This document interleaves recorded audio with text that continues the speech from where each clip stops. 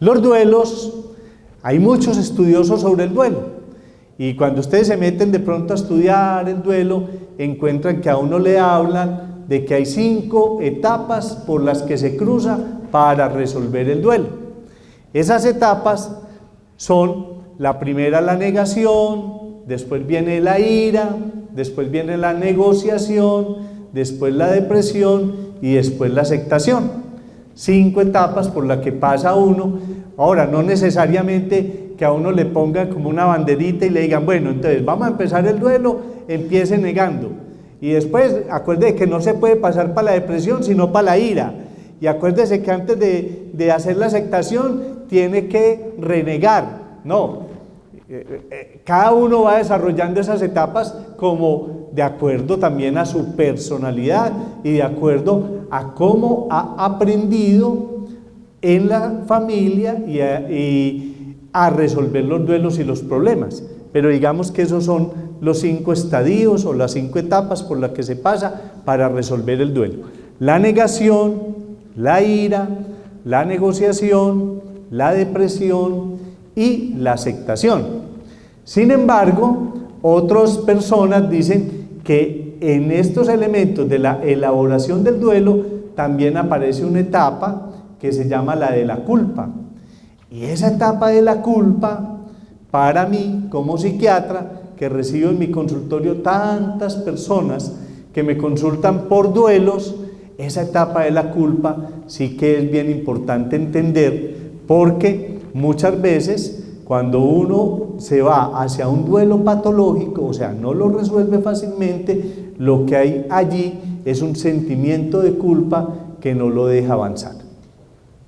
Entonces empecemos por hablar cuál es la etapa de la negación. La etapa de la negación es que cuando a uno le dicen una mala noticia,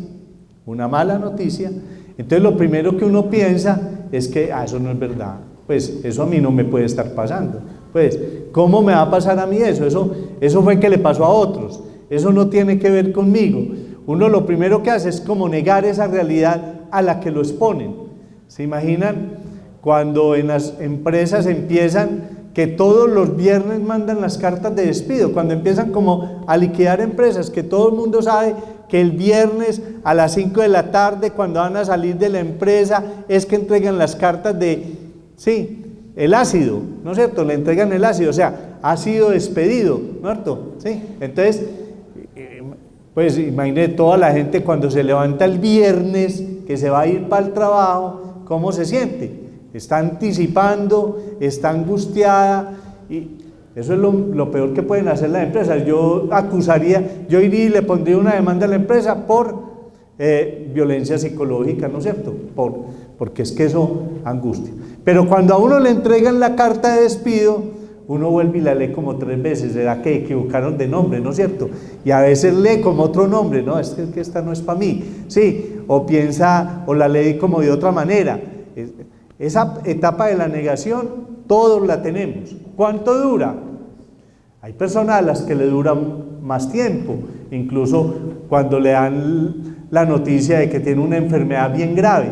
Entonces empieza a pensar, no, eso fue que el médico se equivocó, eso es que el examen lo leyeron mal, eso es que es otro nombre como parecido que de pronto allá no era.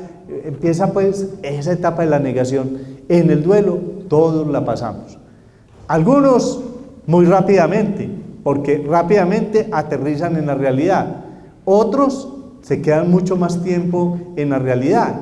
Y esa parte de aceptar y entender y comprender que sí esa es su realidad, a veces es más difícil transitar. Ahí viene un elemento muy importante, y es por qué uno de los sufrimientos más grandes que puede tener una familia, uno de los sufrimientos más grandes que puede tener el ser humano es cuando nos enfrentamos a una desaparición, que nos desaparece un familiar.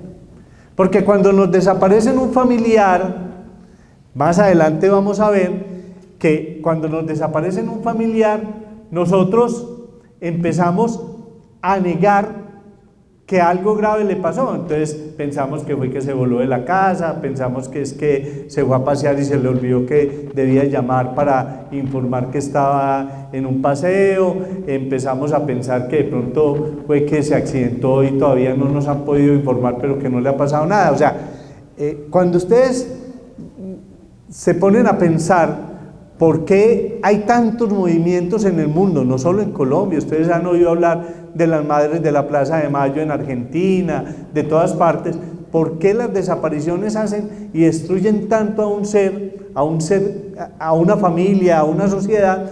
Es porque ahí uno se queda en la etapa de la negación, porque uno no sabe qué aceptar, uno no sabe qué pensar. Entonces uno, en el fondo por allá, que lo vamos a ver cuando hablamos de la etapa de la negación, uno empieza a decir, eso fue que lo aburrió conmigo, entonces se voló con la otra, porque eso es mejor pensarlo que pensar que fue que se desapareció y lo mataron, ¿no es cierto? Entonces, pues pienso, no, eso se aburrió conmigo, fue con la otra, y quedo como un poquito más tranquilo. Lo que pasa es que como no sabe el teléfono de la otra, no lo puede llamar a preguntarle si está con él, ¿no es cierto? Pero entonces, esa etapa es muy dura. Entonces, la etapa de la negación. Después viene la etapa de la ira. La etapa de la ira es entender que esa realidad es verdad. Y entonces, lo primero que uno se pregunta es, ¿por qué a mí? Pues, ¿yo qué he hecho? Yo que soy una buena persona, yo que hago todas las cosas bien hechas, yo que he trabajado tanto, yo que me he esmerado tanto por hacer las cosas bien, ¿por qué me pasan estas cosas a mí? Pues si es en un despido de trabajo, pues uno siempre, habrá algunos que se hacen la autocrítica y dicen, no, pues que si van a empezar a echar, el primero que echan es a mí porque soy el que menos hago. Pero a todo el que le entrega una carta de despido de una empresa siempre empieza a pensar, no, pues que yo hacía bien las cosas. Y a veces yo me pongo a hablar con la gente y era el mejor trabajador y sin embargo lo echaron, entonces entra en un estado de ira. Y ese estado de ira puede ser tan grande que puede incluso pasar lo que ha pasado en tantas matanzas en Estados Unidos. Ustedes han visto que echan a alguien del trabajo, va ahí y protesta porque lo echaron, y al final va y compra allá como venden todo eso tan barato y tan fácil, va y compra una carabina de no sé cuántos tiros y mata a todos los compañeros de trabajo y al jefe, en un momento ¿de qué? De ira, ¿sí? O va a la empresa y le echa candela a la empresa, en un momento ¿de qué? De ira, ¿sí? Pero ese momento de ira, con la pérdida de un ser querido, con la pérdida, por ejemplo, de una ruptura amorosa, yo conozco personas que en el momento de la ira se meten al apartamento del otro o de la otra y le queman toda la ropa, o se la vuelven trizas y le dañan todo. O sea, los momentos de ira para resolver en la etapa del duelo a veces pueden llevar a actos muy destructivos y a actos tan graves como los que vemos cada rato en la prensa norteamericana. Pero ese momento de ira también lo lleva a uno a renegar de Dios. Ustedes se ponen a ver cuando uno tiene una pérdida de un ser querido y acuerde que no es lo mismo tener la pérdida de un ser querido, que uno se ha ido preparando porque sabe que tiene una enfermedad crónica, que se va a morir, y uno puede acompañar, y uno puede ir a decirle a ese ser querido, váyase tranquilo, nos has entregado todo, pues como muchas veces nos explican que debemos de hacer a que tengamos una pérdida abrupta, en situaciones muy complicadas, como la que cada rato vemos en la televisión o en la prensa, que un conductor embriagado arrolló a una señora con 3 hijos. ¿Ustedes se imaginan cómo reacciona la familia de esa señora y los 3 niños con ese conductor embriagado? Sí, y cómo reacciona la sociedad. Entonces, no solo reacciona la familia y no la sociedad con ira, con rabia, y toma esas decisiones. Entonces, no es lo mismo algo que hemos venido elaborando a algo que nos aparece de una manera abrupta. Entonces, en la ira hay muchas actitudes frente a Dios, frente a Dios, independiente de la creencia que tengamos de Dios.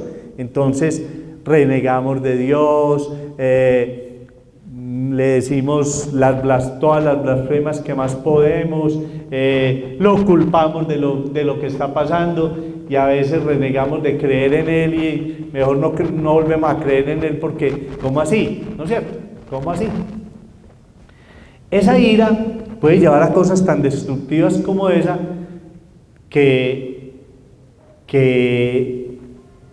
la persona, al hacerle daño al otro, le puede causar tantas situaciones, incluso legales, como terminar en una cárcel porque le hizo daño al otro, por ejemplo en una ruptura amorosa. Mire que muchas veces los crímenes pasionales, cuando ustedes cogen la prensa amarilla, no les voy a decir el nombre del periódico, pero cuando ustedes cogen la prensa amarilla y aparece que mataron a alguien, los crímenes pasionales no es de un tirito en la cabeza, ¿sí? No es que, le dio un tiro en la cabeza, no. Vaya, analicen los crímenes pasionales y verá que fueron de 20 puñaladas para arriba, ¿sí o no? Eso, cuando a uno le dicen que mataron a alguien a puñaladas y que lo encontraron en la cama y que no sé qué, piensen que es un crimen pasional, un crimen lleno de ira por una ruptura que no ha sido elaborada, donde la persona, a partir de la ira, entonces toma ese tipo de decisiones. Después viene la etapa de la negociación, y entonces es una etapa donde aparecen ideas muy fantasiosas, ideas que la persona sabe que no van a ser realidad, pero entonces empieza a manifestar la idea. Venga, pero es que es mejor que se hubiera llevado, o por qué no se lleva a fulano de tal en vez de llevarse a esa persona, y empieza a hacer fantasías. Si el otro resucitara y mejor se muriera fulano de tal o sutana de tal, o si no me echan del trabajo, sino que me llaman y de pronto me dan un contrato y yo puedo ir a hablar con el jefe. Entonces empieza a crear una serie como de fantasías que interiormente y psicológicamente y mentalmente sabe que no se van a cumplir, pero empieza como a hacerse todas esas fantasías, y a veces esas fantasías lo sacan de la realidad, y al sacarlo de la realidad empieza como a actuar como si esas fantasías fueran verdad, y entonces en la pérdida de un ser querido empieza a escuchar que en las noches viene a visitarlo, que en las noches le habla, que en las noches viene y se acuesta con uno, y entonces empieza incluso a pensar de que no, es que realmente no se murió, ese era alguien como muy parecido, y o sea, vuelve y se le enreda ahí como la mente en una serie de fantasías que son absurdas y que van retardando a veces la elaboración del duelo, porque la gente empieza a confrontarlo, a decirle, venga, es que eso no es factible, eso no es posible, no, ¿cómo así que no? Empieza a comportarse mal con nosotros, empieza a aislarse, y empieza como a negociar pues por allá mentalmente una serie de cosas que no van a ser factibles. Después de esa negociación, cuando aterriza y se da cuenta, primero, que si es verdad lo que le pasó, segundo, que por más ira y por más rabia que tenga, eso ya tomó su cauce, el ser querido se murió, la pareja lo dejó a uno, lo echaron del trabajo, se murió el animal de compañía,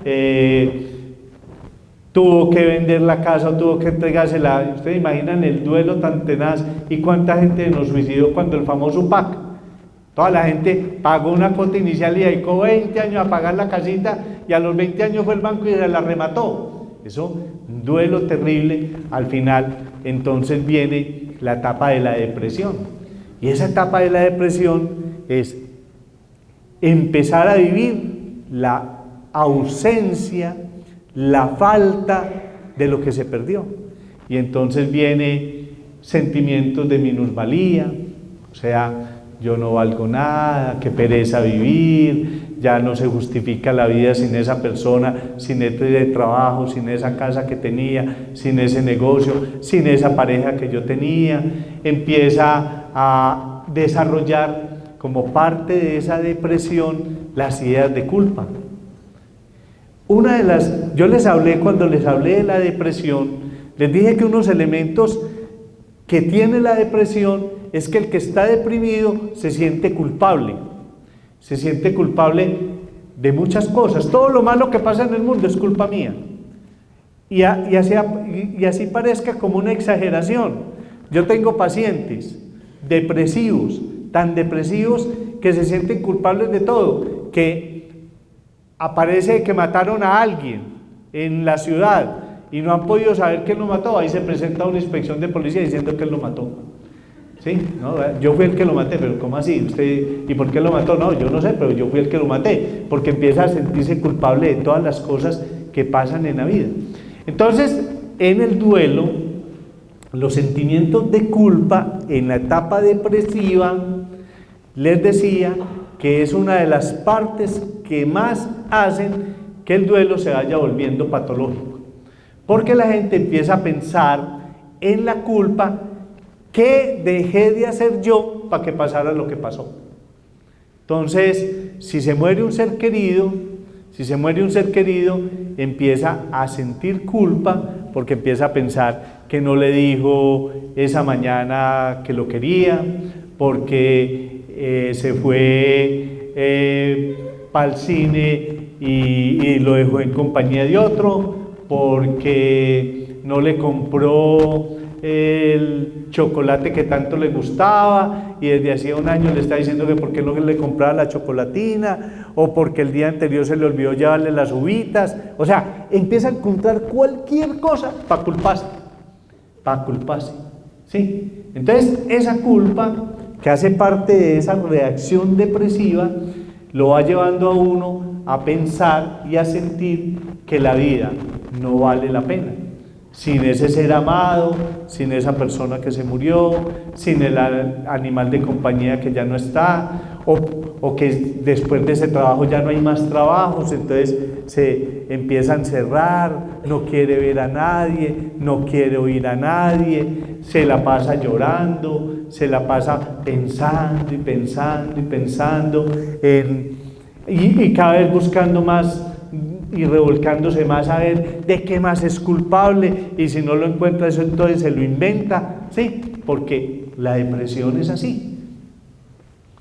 Ya después de que se pasa por esa depresión, que a veces lo puede llevar a uno incluso a pensar en la muerte, en el suicidio, incluso a abandonar el trabajo porque no quiere volver a salir, porque no quiere volver a ir a ninguna parte, porque no le quiere ver la cara a nadie, ¿sí? Mucha gente cierra cortinas, no permite que le hagan visitas, se encierra, deja de comer, se le pierde el sueño o se la pasa todo el día acostado, no se vuelve ni a bañar, ni a cepillar los dientes, ni a cuidarse, porque lo único que quiere es morirse. Se le olvida que hay otros seres alrededor que lo necesitan, que están pendientes de qué está pasando, de que todos los días le están insistiendo es que la vida hay que seguirla viviendo.